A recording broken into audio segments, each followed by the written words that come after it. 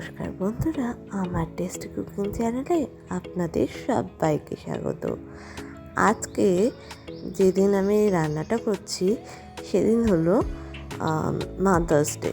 তাই mother's day special আমি একটু পুরনো দিনের মা ঠাকুমাদের আমলের একটা রান্না নিয়ে এসেছি। যে রান্নাটা হয়তো আপনারা অনেকেই অনেক সময় বাড়িতে খেয়েছেন, আবার অনেকে খাননিও বটে।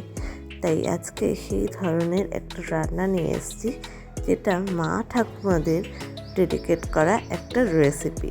আর এই রেসিপিটা বানানো খুবই সহজ আর খুব কম সময়ে খুব অল্প জিনিসপত্র দিয়ে বাড়িতে থাকা হয়ে যায়। আর খেতেও যে এতটা ভালো লাগে সেটা বলার মতো নয়। এই জিনিসটা দিয়ে একবার যদি ভাত খেতে বসেন, এক থালা ভাত যে কখন শেষ হয়ে যাবে বুঝতেই পারবেন না। সেটা হলো পোড়া পটলের ভর্তা। এর জন্য আমি বেশ কিছুটা তাগড়া তাগড়া পটল নিয়ে নিয়েছি। পটলগুলোকে কেটে ধুয়ে, মানে সামনের দিক আর পিছনের দিকটা কেটে একটুখানি ঘষে নিয়ে খোসাটা আর ধুয়ে রেখে দিয়েছি। এবার গ্যাস জ্বালিয়ে যে রুটি সেকার জালি আছে ওর মধ্যে পটলগুলোকে ভালো করে সেঁকে নিচ্ছি। আপনি চাইলে তন্দুরি জালিগুলোর মধ্যেও সেঁকে বা পুড়িয়ে নিতে পারেন। তো পটল আমার কথা বলতে বলতে পোড়ানো হয়ে গেছে। এবার একটা চাটুর মধ্যে রসুন আর লঙ্কাটাকেও পুড়িয়ে নিচ্ছি, আর এদিকে একটু পটলটাকে একটুখানি ঠিক করে নিচ্ছি, মানে চামড়াগুলো একটু পুড়ে পুড়ে গেছে সেগুলোকে একটুখানি ছড়িয়ে নিয়ে ঠিক করে নিচ্ছি। এবার একটা মিক্সিং জারের মধ্যে পোড়া পটল, পোড়া লঙ্কা আর পোড়া রসুনটা দিয়ে দিলাম। এটা আপনি চাইলে শিলনোড়ায় পেস্ট করতে পারেন। এরপর আমি এটাকে ভালো করে পেস্ট করে নিচ্ছি। দেখুন কথা বলতে বলতে কিন্তু আমার পেস্ট করা হয়ে গেছে। এই রকম মিহি একটা পেস্ট তৈরি হবে।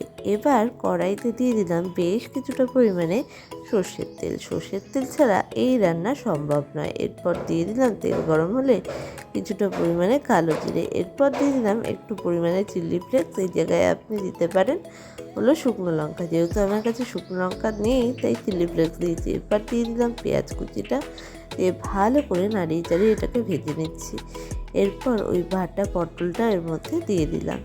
এরপর দিয়ে দিলাম বেশ কিছুটা পরিমাণে একটুখানি হলুদের গুঁড়ো, একটুখানি নুন আর পরিমাণ মতো মিষ্টি সমস্ত দিয়ে ভালো করে এটাকে মিশিয়ে নিচ্ছি যতক্ষণ না এর মধ্যে সমস্ত ফ্লেভারগুলো ঢুকে যাচ্ছে।